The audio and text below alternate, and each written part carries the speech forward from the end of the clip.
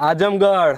गोरखपुर। अच्छा ठीक है। यहाँ के लड़के तान के चले ना छाती। अरे बाबू जब जिला आजमगढ़ के लड़के लगे ना मारे केहू ना बात। ठीक है। लोहा के कट्टा और पीतल के गोली और ऐसा कौन रंगदार पैदा हो गए बरे जो गोरखपुर के लड़कन के बोली। ठीक है। क्यों कितनो खा ले बर्गर पिज्जा बासमतिया चावल के बात अलग बा।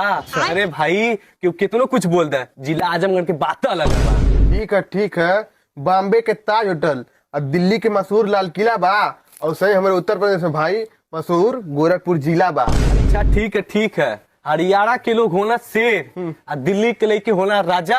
अच्छा। की जिला आजमगढ़ से हमारे भाई कमेंट में हमारे पावर दिखा था। ठीक है। उम्र बा छोटी और जिगरा बा बड़ा और ऐसे कैसे क्यों हाथ लगा दी भाई जब हमारे सपोर्ट में जिला गोरखपुर बा खड़ा। गोरखपुर वाले भाई दबा के शेयर कर देबा तू उन लोगों ने अपन पावर दिखा दा। अब पता चल जाए।